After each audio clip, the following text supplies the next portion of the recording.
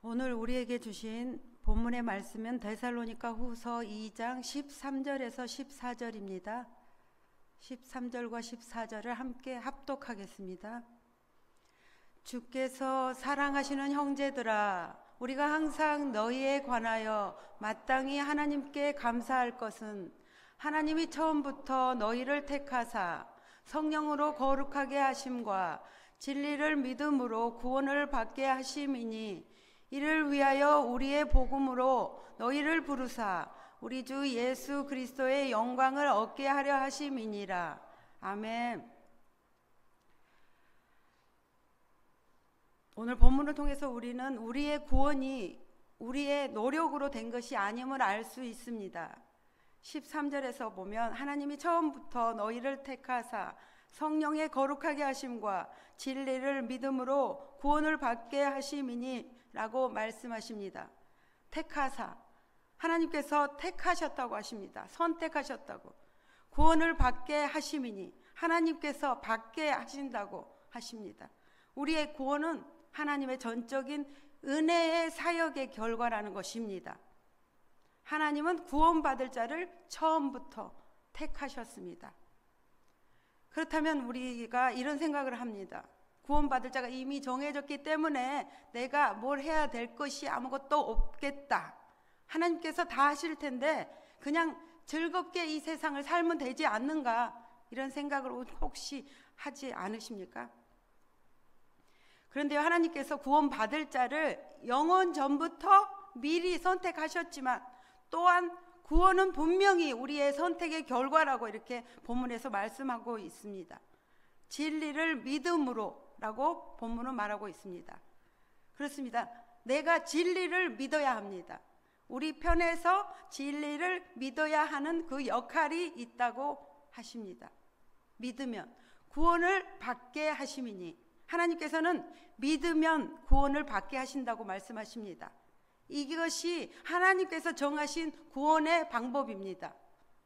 요한복음 1장 11절에서 12절까지 자기 땅에 오매 자기 백성이 영접하지 아니하였으나 영접하는 자, 곧 그 이름을 믿는 자들에게는 하나님의 자녀가 되는 권세를 주셨으니, 하나님께서 태초에 천지를 창조하셨습니다. 그리고 우리 인간을 손수 창조하셨습니다. 모든 인간을 하나님께서 손수 창조하셨지만 그들이 모두 하나님의 자녀가 되는 것은 아닙니다. 말씀이 육신으로 오신 그리스도 예수님을 영접하셔야, 믿어야 자녀가 되고 자녀가 되는 권세를 누리게 되고, 이것이 구원받는 방법이라는 것입니다. 구원은 우리가 진리를 믿어야 받게 됩니다. 예수님을 영접을 해야지 하나님의 자녀가 됩니다. 그러나 진리를 믿는 것, 진리가 믿어지는 것, 그리스도를 영접하는 것, 그것도 하나님이 하셔야 가능하다는 것입니다. 참 신기하죠, 그렇죠? 하나님께서 우리의 구원을, 우리의 믿음을 다 완성하실 거라고 이렇게 말씀하시면서도 우리의 자리를 남겨놓으셨다는 사실입니다. 결국은 하나님께서 다 하실 것인데 우리를 끌고 가서 하나님께서 이루실 것인데도 불구하고 하나님께서는 이 일을 우리와 함께 하기를 원하신다는 것입니다. 믿음은 하나님의 선물이지만 모든 사람이 받을 수 있는 것이 아니라는 것입니다. 하나님께서 미리 택한 자, 그들에게만 주어진다는 사실입니다. 전도를 하다 보면 복음을 아무리 논리적으로 설명을 해도 믿지 못하겠다는 사람이 있어요. 그렇죠? 믿어지지 않는다는 사람도 많이 있습니다. 말씀을 아무리 많이 들어도 믿음이 생기지 않는다고 이렇게 하는 사람이 있습니다. 심지어 그 말씀을 전하는 사람을 대적하기도 합니다. 사실 예수님 당시 유대인들은 어떻습니까? 그들도 직접 봤죠. 직접 경험을 했어요. 직접 체험을 했음에도 불구하고 예수님을 믿지 못했습니다. 그렇습니다. 믿음은 내가 믿어야지 이렇게 한다고 믿어지는 것이 아닙니다. 믿음은 나의 의지와 관계가 없는 일입니다. 성령님의 역사하심 일입니다. 하나님의 은혜입니다. 기적 같은 그 일. 하나님의 역사하심이 아니라면 어떻게 똑같은 내용을 듣고도 도저히 어려운 사실 앞에서 누구는 믿고 누구는 배척하겠습니까? 믿음은 전적인 하나님의 은혜의 선물입니다. 우리가 믿는다고 해서, 우리가 믿어야 하는 역할이 있다고 해서 우리에게서 믿음이 나는 것이 아니라는 말입니다. 믿음은 하나님의 역사하심에 의해서, 성령님의 일하심에 의해서, 예수님을 통해서 우리 안에 생겨나는 것입니다. 신기하게도 아무런 의심 없이 그저 믿어지는 것, 그것이 하나님께서 우리를 택하신 그 증거라고 할 수 있습니다. 14절에서 우리 복음으로 너희를 부르사, 우리를 부르신다고 합니다. 복음은 초대장과 같습니다. 하나님께서는 영원 전부터 데살로니가 성도들을 구원하기로 예정하셨습니다. 그리고 그들을 택하신 하나님께서는 바울과 실라와 디모데가 전한 복음의 그 초대장을 통해서 그들을 부르셨습니다. 그리고 이 복음의 초대장에 응한 사람들마다 14절 말씀처럼 엄청난 영광을 얻게 됩니다. 이 영광은 무엇입니까? 이 영광은 하나님의 자녀이면서 상속자가 되는 영광입니다. 이것은 하나님의 자녀로서, 상속자로서 장래에 받게 되는 그 영광을 말합니다. 이것이 구원의 완성입니다. 하나님의 영광스러운 그 몸으로 변화되는 영광, 모든 죄악된 것과 사망과 슬픔, 수고가 끝나는 영광입니다. 그때 우리는 우리 주님과 같이 왕의 권세를 받아서 주님의 보좌에 함께 앉아 다스리는 그 영광을 누리게 된다는 것입니다. 사도 바울은 말합니다. 장래에 받을 이 영광이 너무나도 크기 때문에 성도들이 이 땅에서 현재 당하는 그 어떠한 고난과 비교할 수 없다고 말입니다. 그렇습니다. 믿음을 갖는다는 것은 대단한 것입니다. 원하다고, 돈이 있다고, 재력이 있다고 가질 수 있는 것은 아닙니다. 우리 주님의 특별한 은총으로 인해서 가능한 것입니다. 하나님께서는 이 엄청난 그 믿음을 우리에게 주셨습니다. 그렇죠? 그런데 이 믿음은 단순한 것이 아닙니다. 믿음은 단지 주님의 은혜로 인해서 하나님의 택함 받은 자이기 때문에 그저 내가 믿음을 갖고 있다, 그것에 머무르는 것이 아닙니다. 믿음은 단지 우리 마음에 머무르는 그 상태가 아닙니다. 단순히 우리의 생각, 감정, 느낌이 아닙니다. 내가 이제 믿음을 가졌으니, 이제 믿음을 가진 사람은 구원을 받는다고 하니까 나는 이제 됐어 라는 것이 아니라는 것입니다. 로마서 10장 9절에서 10절에서 이렇게 말씀하십니다. 내가 만일 내 입으로 예수를 주로 시인하며 또 하나님께서 그를 죽은 자 가운데서 살리신 것을 내 마음에 믿으면 구원을 얻으리니 사람이 마음으로 믿어 의에 이르고 입으로 시인하여 구원에 이르느니라. 그렇습니다. 믿음은 마음으로부터 시작합니다. 우리가 말씀을 들을 때 믿음이 시작됩니다. 믿음이 생깁니다. 그래서 이 믿음이 우리 마음속에 생기는 것입니다.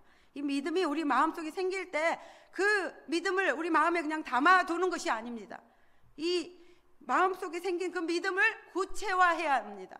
구체한다는 말은 이 믿음을 행동으로 반응해야 한다는 것입니다. 마음은 인간의 모든 중심에 있습니다. 모든 중심, 모든 행동을 하게 하는 그 역할을 합니다. 이 마음이 숨겨져 있습니다. 그런데 그렇죠? 눈에 보이지 않습니다. 그렇다면 우리의 마음이 예수 그리스도를 믿는다는 것을 어떻게 알 수가 있을까요? 이 마음이 구체화되어서 나타나야 합니다. 눈에 보이게 드러나야 합니다. 마음으로 내가 믿은 것이 나의 온 몸으로 증명이 되어야 합니다. 말씀이 나의 행동으로 증명이 되어야 된다는 말입니다. 하나님이 세상을 이처럼 사랑하사 독생자를 주셨으니 이는 저를 믿는 자마다 멸망하지 않고 영생을 얻으리로다. 이 말씀에 의하면 내 죄를 지고 죽으신 3일, 그 예수님께서 3일 만에 부활하시고 승천하신 그 예수님을 믿으면 영생을 얻는다고 합니다. 그렇죠? 이 말씀에 의하면. 그런데 예수님을 믿는다는 것은 단지 내가 믿어요, 그런 마음의 표현이 아니라는 것입니다. 예수님을 믿는다는 것은 예수님을 주인으로 살겠다, 그 말입니다. 예수님을 나의 주인으로, 나의 구주로 산다는 것은 주인 되신 예수님 아래, 통치 아래 있겠다는 말입니다. 예수님의 그 다스림을 받겠다는 말입니다. 그러므로 예수님을 믿는다는 것은 예수님의 말씀을 따르고 그 뜻대로 산다는 것입니다. 결국 내가 예수 그리스도를 믿는다고 고백하고 세례를 받았다면 예수 그리스도를 나의 주인으로 섬기겠다고 내가 나의 입으로 시인한 것입니다. 여러분은 예수님을 믿으시지요? 예수 그리스도를 나의 구주로 영접하셨죠. 그렇죠? 그렇기 때문에 이 자리에 앉아 있는 것이죠. 마태복음 7장 20절에서는 이 믿음을 가진 사람은 반드시 그들의 열매로 그들이 믿음이 있는지 아닌지를 안다고 했습니다. 믿음을 사는 사람은 반드시 그 삶 속에 열매가 따른다는 것입니다. 그 열매가 그 삶 속에서 어떠한 구체적인 행위를 통해서 구체화되어서 나타난다는 것입니다. 그래서 믿는 자는 그 마음 속에 그냥 그 믿음을 갖고 있는 그 정도가 아니라 믿음을 갖고 있기 때문에 그 믿음을 살게 된다는 말입니다.